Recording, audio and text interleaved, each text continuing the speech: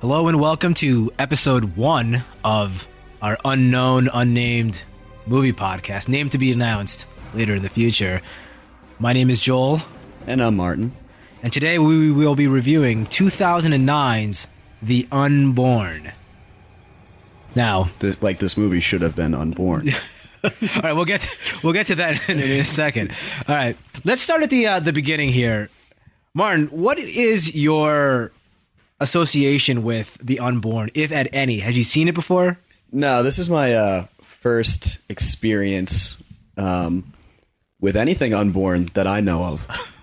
And, I mean, honestly, before the movie started, I thought it was called something morning or something summer. And then this pile came over here and came on. I knew immediately from the DVD menu screen, which consisted of dogs and cats and women and children with upside down heads walking around like spiders, that something special was going to happen. Yeah.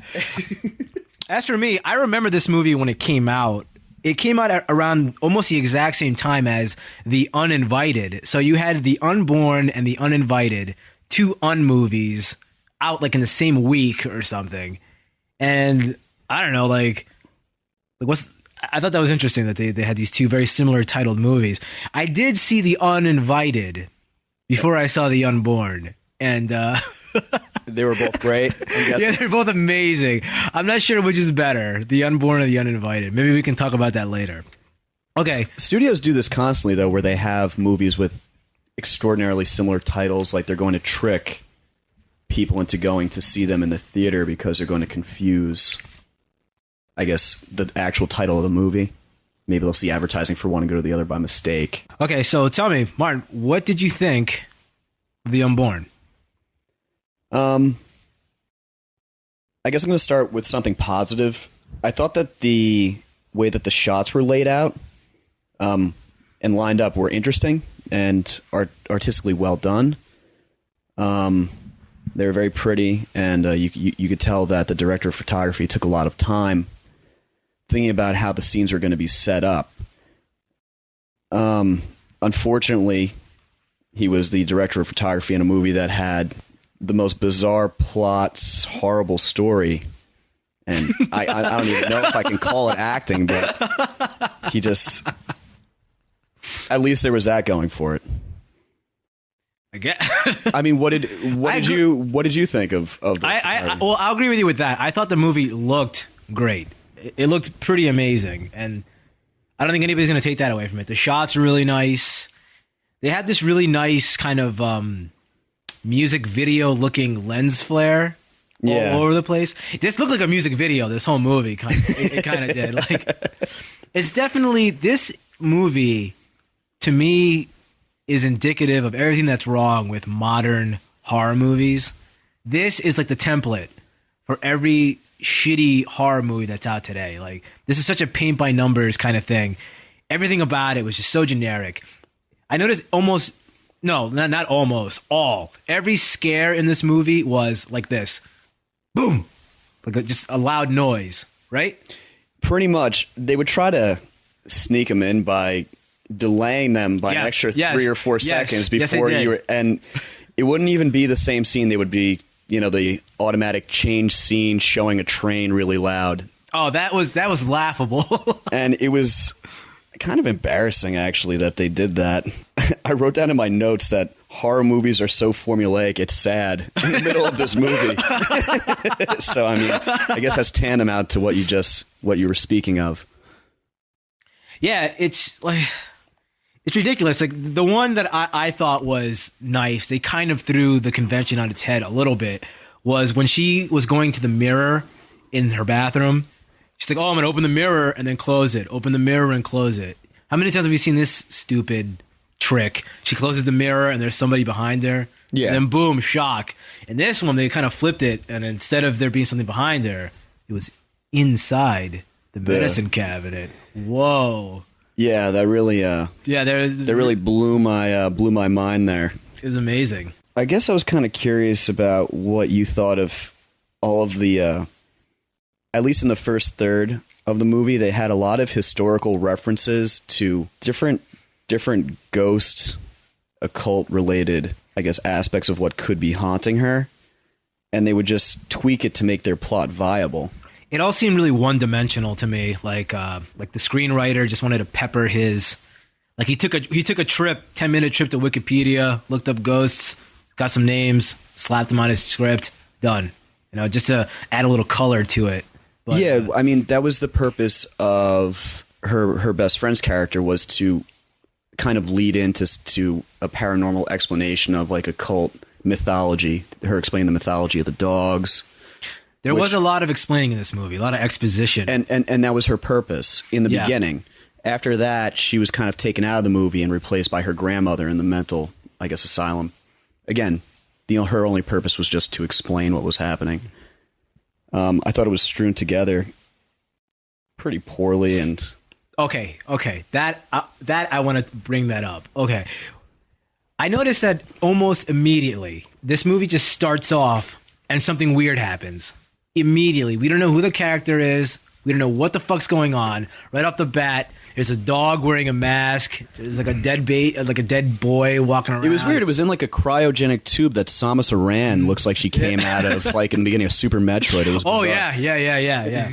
I don't. There was no, like. You're right. I felt like I was just dropped into this world with no build up, nothing. And when they did start explaining everything, it felt really heavy-handed. Like that scene where they were like, "Oh, my dead mother," and she had a flashback to her. I wrote down heavy-handed backstory in my note here. What the other thing that I found funny about like them trying to force some type of emotional content into the movie was, beside her mother, they tried to make you feel guilty that she killed her half-brother with her umbilical cord in utero. That made absolutely no sense to me at all. How could she feel guilty about something she did in utero? like they were trying to insinuate that this monster or ghost may be after her because she killed it in utero. That's funny because when I first heard that this movie was called The Unborn, my theory as to what this movie was going to be about was that she absorbed her twin in the womb, and later in life, that twin would manifest itself and try to take over her body. That's what I thought this was going to be about. Like the episode of the Venture Brothers? Yeah, exactly. But instead, we get this ridiculous plot about... It wasn't even one about plot. What? It was literally 3 different plots in one movie, and they all have different rules for each plot set. Okay, so let me get this straight. Just so I got it right. All right. Okay. All right. People die, and their ghost or their soul is not allowed entrance into heaven. Only sometimes, but we don't know why. And then they're cast back to Earth to wander between the in-between, whatever that is, looking for a portal. I'm assuming it's like a waiting room. Yeah. To the doctor. Yeah, they pull a ticket like at a butcher shop, and they have to wait. Yeah. The number comes up. So they have to wait until a body appears that is suitable for them. They made it pretty clear that the body that they have to possess has to be dead, because they show that little boy dying and then being possessed by the ghost, right? Correct. Okay. If that's the case, and what we're dealing with in this movie is the ghost of some random person that we never actually see because they died in the 1800s or something. I don't know. Or 1900s, whenever. Whatever. From whenever. Why is it that we see the ghost as this particular little boy if that little boy was possessed by this unknown spirit? Why is he the grandmother's brother in Auschwitz? Yeah. Like he shouldn't look like that. Yeah, shouldn't we see the ghost as what the ghost used to be when he was alive? Yeah. Yeah. Ask me that. I am answering you that. The answer would be yes, this movie is retarded. Actually, that's offensive to retarded people. This movie is really bad. It's worse than retarded. I mean, there was a glory hole scene. Yeah, they're with definitely an eye that says what did it say? In the kingdom of the blind, the one-eyed man is king. Insinuating a penis would come through that hole. Yeah. It's like, since when do glory holes, like, since when do have like philosophical writing around not it? Not just that, like, since when was the last time you saw a glory hole in a woman's room? Like, I didn't even realize that. I thought that was like a gay phenomenon, you know, like glory holes. I didn't even realize that was the ladies' room. I didn't even put that together. Fucking ridiculous. Somebody took time to put like art around it, and then the metal looked like somebody melted it with like an acetylene torch. Yeah. Like somebody did there with a blowtorch melting the door to make their glory hole. They take these glory holes really seriously wherever unnamed city. Whenever Michael Bay produces a movie, his glory holes are top notch. Oh, thank you for bringing that up. That's another thing. I really knew nothing about this movie going in except for the title, and when I saw that Platinum Dunes made it, I knew we were in trouble right off the bat. You were vocal about it. I was vocally upset. I was very upset. You're like, right here, produced by none other than Michael Bay himself. You know, we know his hand. His hand can be felt throughout the course of this movie. He was very heavy-handed for someone who had absolutely nothing to do with the directing of the movie. But since he produced it, and he is most notoriously known as a director, you can tell that he definitely chose the female lead, since she was a brunette, had straight hair, and looked like Megan Fox, just like the lead in Armageddon looked similar to Megan Fox. It's almost, extremely predictable with him. In that scene when they were in the nightclub and she was walking around, I was like, holy shit, this girl looks just like Megan Fox. I had never even heard of this person until today. It's almost like he's cloning them. Her name is Odette Yusman, born 1985. And, fun fact, she debuted at an early age playing a young Spanish-speaking student named Rosa in Kindergarten Cop. Does it say what her daddy did? I think he had a tumor. Hey, she was the lead girl in Cloverfield, apparently. Really? She quickly, with a lead role in J.J. Abrams' Cloverfield. Was she the girlfriend that was that they went to go rescue her? Yeah. I guess, yeah, right? No, that's surprising. Let's go back to the club scene though. They played Spitfire by Prodigy. I was pretty excited about that. That was the, is that what you were writing down? I was scribbling that down really fast with exclamation points. Spitfire, sick. I thought you were writing down like, this is shitty. Or No, I love that song. She was in Transformers too, apparently, as Socialite Girl, whatever that is. Is that a superhero? Yeah, sure. Okay. So what else? What else did you think of this movie? What else was going on?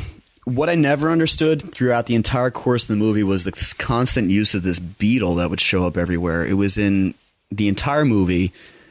The black girl never explained what beetles had to do with it, and neither did the grandmother. So you're just left there with beetles coming out of eggs, coming out of toilets, coming out of walls, beetles flying all over the place, beetles exploding out of sinks, and beetles on top of babies. What did that have to do? What was the symbolism with that? Like, I have no idea. And are we just supposed to know as an audience? Like, I guess beetles are gross. I don't know. What were those tentacle things that were whipping, coming out of the wall? Yeah, and whipping and flipping people, and what the hell was that? And coming out of people's mouths. Yeah, that was Cthulhu.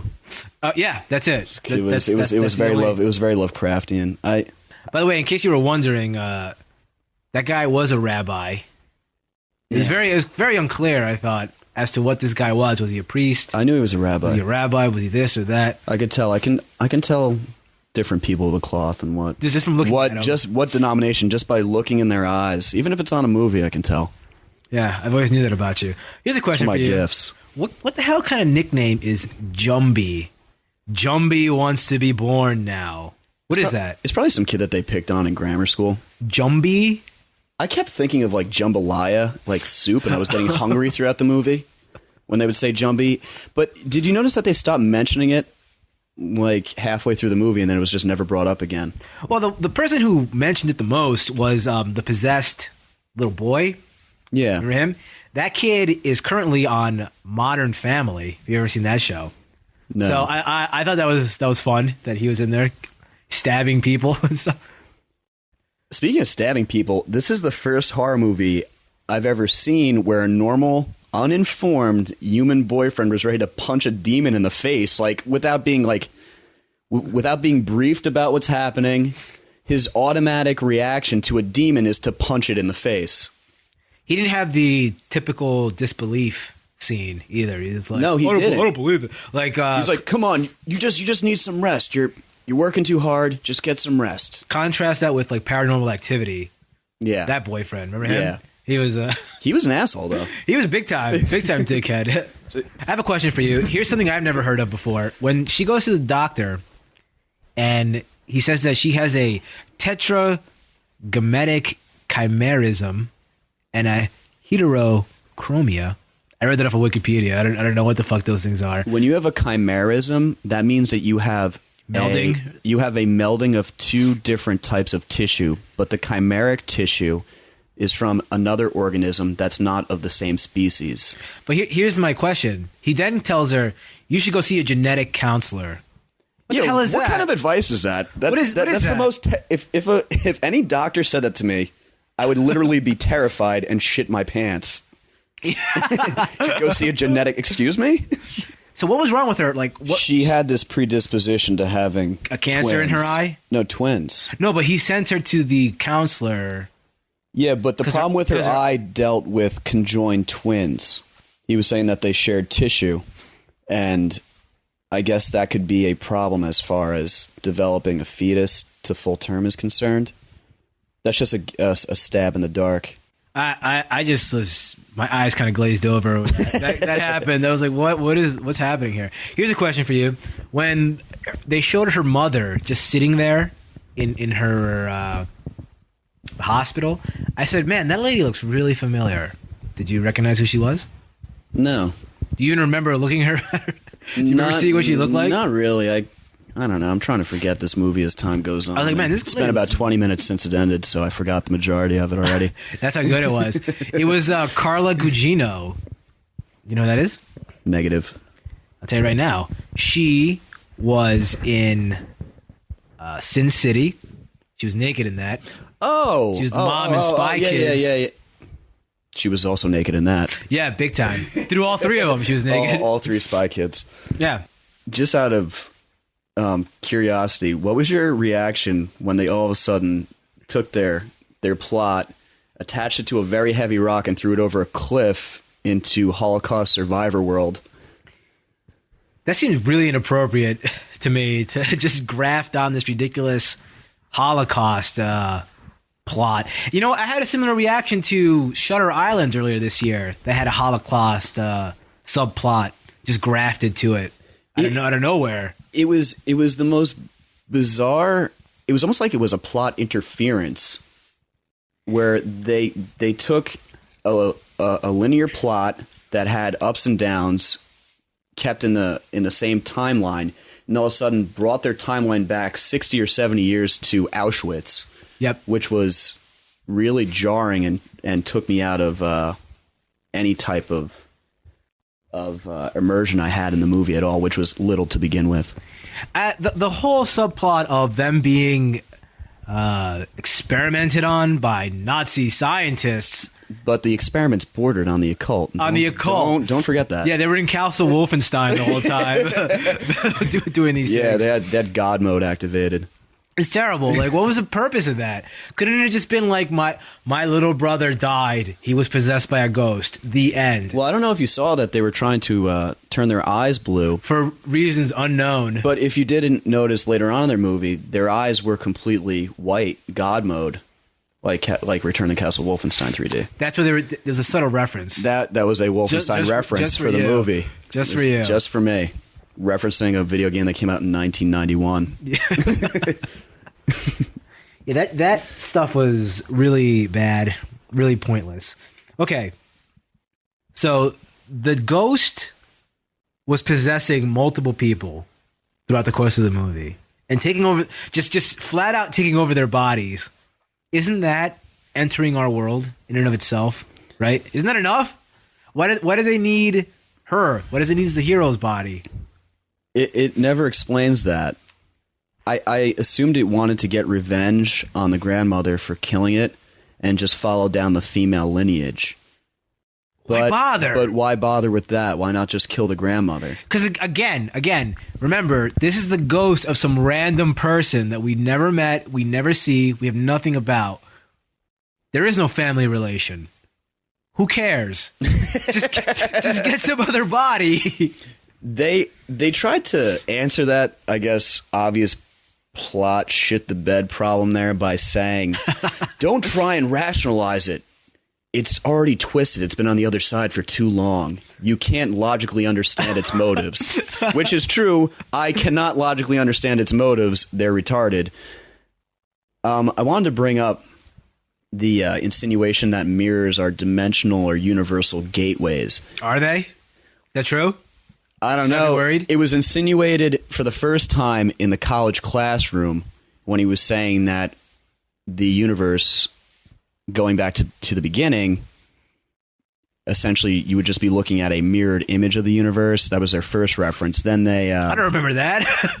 when they were singing in the classroom, when all the writing turned to Jumbie Wants to Be Born, that's what he was saying in the background. Okay, but let's pause that for a second. Why did she even see that in the first place? Why? Doesn't make any sense at all. Like, that would make sense if my plot line of conjoined fetus wants to come out. That would work if she's seeing these I want to be born, kind of things. Well, was that post her sleeping with her boyfriend? Post conception? I think so. Spoiler, yeah, that's a spoiler alert there. But oh, sorry, everybody. No, yeah. Whatever. Who cares? Who gives a shit? This movie's horrible. So, this movie's one big allegory against the this is against teen pregnancy. Yeah, teen twin pregnancies, I guess.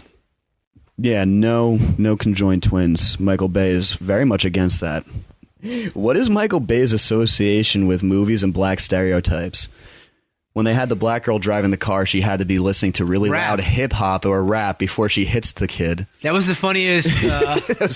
This movie might be worth seeing just for that one scene where this girl runs over a little kid on a big wheel. It was great that he didn't go under the car, that he went flying into the windshield and over it. The laws of physics were completely bent and broken. And then he just got up and he was like, Jumbie Wants to Be Born. That was verbatim. What happened? Hey, Jumbie Wants to Be Born. Oh my god! It's in all of his movies though. It's these black stereotypes, and I knew that there was going to be one when I saw the production company, and I was waiting for it. And I was happy I got it.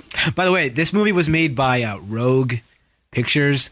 Me and this company do not get along. So let's run down. So watch out, Rogue Pictures, because I'm on the assault. Joel's looking for blood. Their MO is to make pretty piss poor horror movies and comedies, apparently. So let me do a quick rundown of some of the movies that they've made. Horror comedies. Yeah, horror coms, as I like to call them. It's good wombo. Okay, let's see. Have you seen any of these movies I'm about to Hopefully rattle not. off? Cry Wolf. No. The Hitcher. Nope. White Noise, The Light. Yes. Wait, you saw White Noise 2 or 3 or whatever? Yeah. Just keep going. I don't want to talk about this. I liked White Noise, and whatever, just keep going. Okay, they did Doomsday, which I did not like at all. The Strangers, The Last House on the Left remake. Saw The Strangers. Fighting, A Perfect Getaway, which I actually liked. So there's that. My Soul to Take, and this year's Skyline and The Warrior's Way. Did you see Skyline? No, I never got around to it. I wanted to. I remember you wanted to. I wanted to, but when I found out that it was directed by the guys that made Aliens vs. Predator 2, I kind of shied away. I balked a little bit. Remember when we saw Predators, though? Predators. That was a great movie. Was amazing. That was a great, phenomenal movie. I had a great time. That was one of my highlights. Take your mom, take your little sister, take your grandmother. It's that good. That makes my top 10 of the year easily. Yeah. The top 10. Yeah. Wow, Surprise! It was a surprise hit. This poster in my heart. For the Unborn is pretty amazing. It's pretty much just a shot of the girl's ass. That's it. And the ghost is in the mirror looking at it. He's staring at her ass. Well, that's the international poster that they have on Wikipedia. So that's pretty good. I'm pretty sure the ad for it is what's on the DVD. I mean, I think that's what the real poster that we got in America was. Just her like screaming randomly. Oh no! Look on the back of the box. There it is. The ass shot. There you go. To be completely honest, it's a very nice ass. She was very attractive. I thought she looked really good. Now, speaking of things that look good or not, let's talk about the special effects in this for a second. What do you think of the upside down head thing that they did in this? It was really weird because some looked all right. The old man looked horrendous, laughable. Like it wasn't. I mean, I guess the intent was to generate some kind of fear since it's a horror movie, and it just generated giggling from me. But the dog I thought looked very, very cool. Yeah, that was the one that I thought when they it looked very good. When they showed the dog just sitting around in the church or whatever the hell it was, yeah, and it just sat in the there, synagogue, and it was just looking back and forth. You can tell that they just took a real dog's head and just like flipped it upside down in After Effects or something, and it looked really good. It looked phenomenal, especially when it licked its maw. Yeah, that looked phenomenal. But the old man that we see in the trailers and the DVD menu and everything, he looked okay when he first flipped his head over. But once he started moving up the stairs, they did that classic thing that The Ring did. You know, like they cut off frames. Yeah. So it looks like he's jittering while he's walking. They look really bad. And when he's running down the hallway, horrible. Like that. It looked like it was made out of plastic or something, like his head. Do you think it was made out of polygons or NURBS? B-splines. B-splines. Polys of the future. So what's a Dybbuk? Have you ever encountered this? So the kids in this movie, she's being haunted by a Dybbuk. Have you ever encountered that? In your studies? What's interesting is I do study Hermetic alchemy, and I've never heard of a Dybbuk. Well, in case you were wondering, in Jewish folklore, a Dybbuk is a malicious or benevolent possessing spirit believed to be the dislocated soul of a dead person. There you go. It's interesting because under Jewish canon, you should be able to literally banish it by invoking the name of God, and that's literally all it takes. It only has to be done once, according to Scripture. Oh, okay. That's whoa. Here they had to do an entire Catholic style exorcism, which I don't believe they do in the Jewish faith. Well, if you want to study more about Dybbuks at home, here are two. Hopefully you don't. Here are two possible sources for you to look into. In the Monsters in the Garage episode of Rugrats, Grandpa Boris tells the children a story about a young hero who defeats a Dybbuk with his Clobbermeister. Holy crap, I remember that. too. There's literally blood coming out of my nose right now because that memory was drawn back from my childhood. Clobbermeister. The Clobbermeister. I remember that. It's up there with the episode of Doug where he's watching Waffle Stomper. Well, in episode 71 of the real Ghostbusters, the Devil to Pay, the monster fought by the Ghostbusters crew, is described as being a Dybbuk. So very cool. Two very encyclopedic sources for your study on Dybbuks: Rugrats and the Real Ghostbusters. I thought it was the Real Ghostbusters. Was it Real Monsters? You're getting confused with Real Monsters. That's a whole nother podcast right there. We should just do a whole podcast on the Grumble. He had great footwear. He had phenomenal footwear. They were red. They were sparkling sometimes. Pretty good. Beautiful. Yeah. So what else is there to be said about the Unborn? Is there anything at all? I mean, if I was going to sum this movie up for anybody that had an inkling or interest in this movie in any way, shape, or form, it's that get together with a large group of friends, get some snacks. Yeah, which we didn't have. Which we didn't. Shut up, Joel. Anyway, get together with a group of friends, sit down, because this movie, plot-wise, is ridiculous. It does look good, but overall, you're not going to get any type of enjoyment from story or plot out of it. What you will get is, I don't know, a pretty good time from ridiculing it, which I had a great time ridiculing it, and maybe a scare here or there. There were no scares to be found at all. You know, it's funny. Before I saw this movie, because for full disclosure, this movie belongs to me. I've had it in my possession for quite some time. I bought it for $1. Hopefully, he's been haunted ever since he purchased it. Yeah, I'm really been haunted by watching the movie, and now after we saw it, we're going to be haunted by its memory. Maybe I can get my $1 back. It's been a couple months since I bought it. I mean, when I tried to watch this movie a couple months ago, and it was like 3 a.m, and I popped the DVD in, and there were a lot of shocking graphic images that hit me in the DVD menu. Upside down dog head, insane looking mental patient with an upside down head, dead baby. I thought to myself, wow, perhaps I shouldn't watch this movie at 3 a.m. It might be a little too freaky. If I could go back in time and tell myself, it wasn't that don't even bother. It wasn't freaky at all. When I said scares, I just meant like startle from sudden loud noises. I guess if you're in a theater and you were a 13-year-old girl, yes, these would startle you big time. I am a 13-year-old girl on the inside, and yeah, well, you're soft in my heart. Yeah, like a woman. Okay, perfect. So as for me, I would not recommend The Unborn. This movie was pretty lousy. It's a shame too, because this is one of those movies where you look at it and you can see that a lot of talented people worked on it. It looked really good, but the story was complete shit. And that's the director's fault because he wrote it. The acting was horrible, but again, that's the director's fault because he wrote it and didn't attract any talent. He didn't get any talent. He didn't get any good performances. That girl, Odette, was horrible. She was really bad in some of those scenes. Dad, I Need to Know, talking about her dead mother, which was supposed to invoke some kind of emotion, kind of invoked... Do you believe in ghosts? You know I do. Terrible.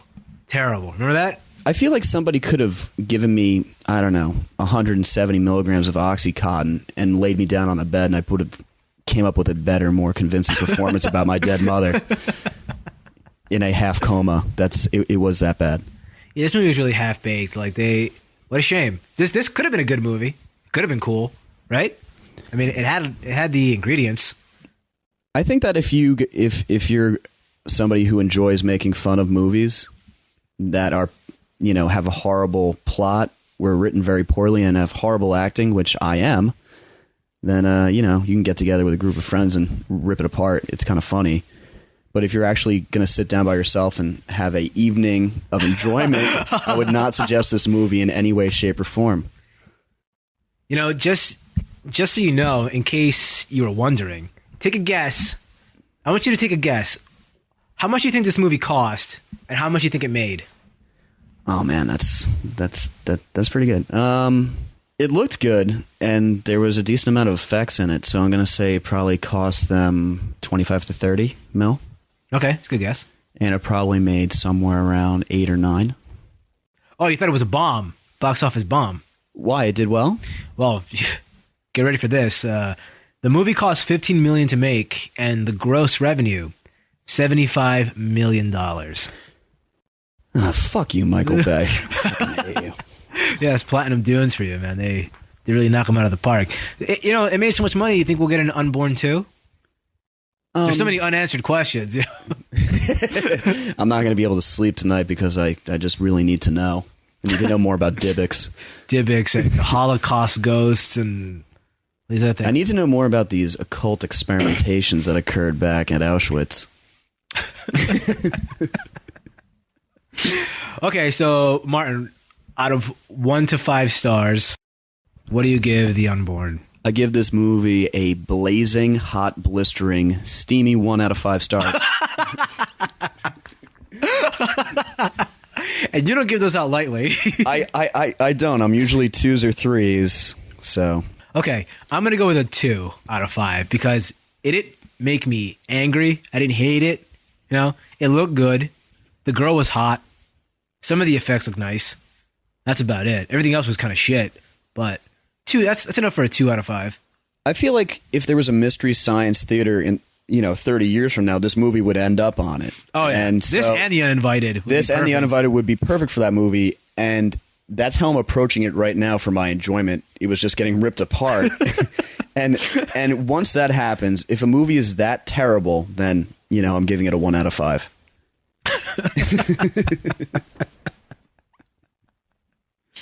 Hopefully this is the last horror movie I have to watch in quite some time. I think I've had enough. It literally made you emotionally drained for this genre. Okay, so we watched the theatrical cut, and this DVD has both theatrical and unrated. What could we have possibly have missed out on, do you think? Titty shot, maybe? Maybe. I don't know. I don't really see where... I see maybe one scene where it could have happened. She was naked in the shower. You think that's where it happened? Yeah. I think it might have happened in the bathroom. What was going on in the bathroom? She was walking around? Oh, you're thinking in the bed? When they're having sex? No, just when she was laying in the bed. Oh, yeah, and she was getting molested by the ghost. Yeah, there could have been a little bit of breasticle shot there. That was kinky. Super kinky. Mm-hmm. Ghost molestation. Yeah, I guess that's it. I guess that wraps it up for the Unborn. So a 1 and a 2 out of 5. That's hardly a stellar recommendation from either of us. But you don't have to take my word for it. Dun-dun-dun. Thank you. Yeah, I'm always there for you. Don't worry. Okay, so next, hopefully, if we do this again for our next episode, we'll have a title for this podcast. Yeah. And a little more structure. And we'll watch a real movie next time, not this fucking joke. Okay, so tune in next time, I guess. Whenever that will be. Whatever that is. So my name is Joel. And I'm Martin. So we'll see you next time. Later.